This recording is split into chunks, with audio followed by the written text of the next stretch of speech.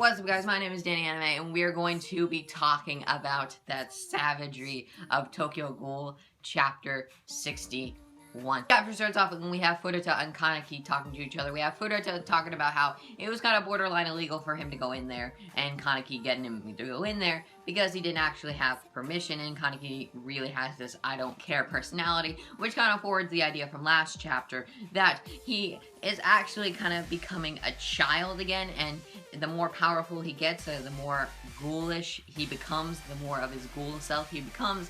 He kind of regresses to the mind of a child, as we saw in the previous couple chapters, where the Kaneki inside of his head was like, the white hair Kaneki that was inside of his head was actually a child. So it kind of furthers the idea, I guess, that Kaneki is actually becoming a child.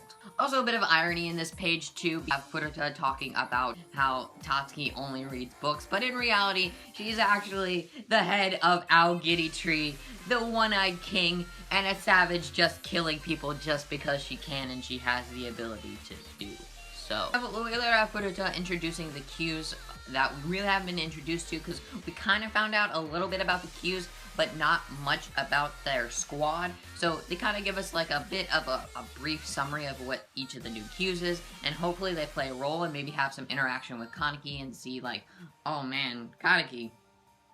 Introduced to Toma Higemaru, who has this strong sense of justice, and she seemed to be playing video games with one of the other cues, and they're hanging out and seems to have a strong sense of justice. Introduced to Jinny Xiao, she is strong at hand-to-hand combat and very flexible and seems to be very serious, kind of like Yuri. Kind of reminds me of Yuri a little bit. And also, I remember a couple chapters ago, she also talked about how many kills she got for some ghouls, so something similar, complex to Yuri. And we also get Ora there, and he is a nephew of a special class, but he's actually not done anything worthy or high quality yet, so maybe something to expect from him in the future. And also, I'd like to see more on each of these cues, new, I guess, Kagune, and maybe what exactly they can do. We also move on later in the chapter to see what Mitsuki is up to on Root Island, and just looking like a boss, looking like she knows how to use her knives, just going ham, and just taking out ghouls, not even using her Kagune, and so she's kind of showing like how much progression she has actually made throughout this entire series of only 61 chapters, and how much stronger she has gotten. And maybe we'll actually get to see her go full out and see her new abilities after this recent time skip.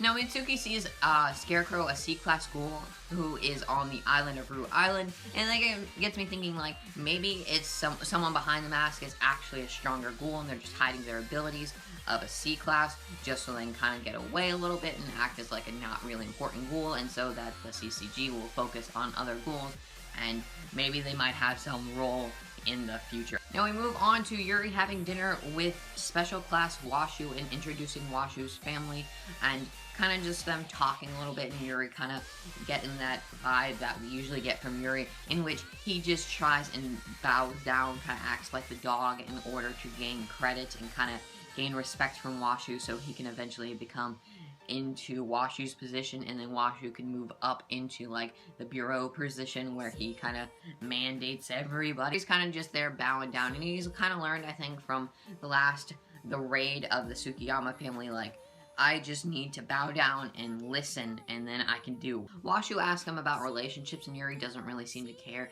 And we also get Washu a kind of weak, a different side to him in this chapter, something we actually haven't seen before, where he's actually kind of jealous because of his name, Washu, he automatically gets all this fame, and he can't really do anything on his own, and he's kind of jealous of Yuri because Yuri has actually gained all this fame and importance all on his own without having to actually, build on his name, because as we've seen recently, like, Washu just has this very powerful name, and he just automatically comes with fame. And yes, Yuri did have a family who was in the Ghoul Association, but Yuri has really had to do everything on his own, and I guess Washu is kind of jealous that there are people who actually earn their fame, but instead Washu is he just automatically gets it just because his name is something special.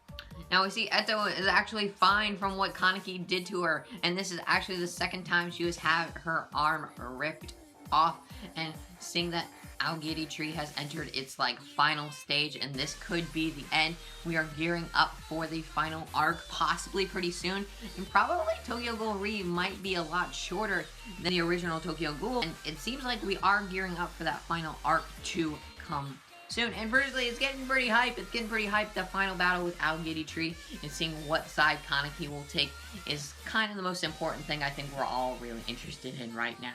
Now, the end of this chapter, got me really thinking who really is the bad guy and who is the good guy. Now, really, we have that Aogiri's real plan was just to create equality between the ghouls and the humans by exterminating the CCG. That was their entire plan the entire time. And Eto was saying at the end of the chapter, like, I'm not actually the king. Yes, I am the one-eyed ghoul, and I am the author Tatsuki, but I am not the king. Not me.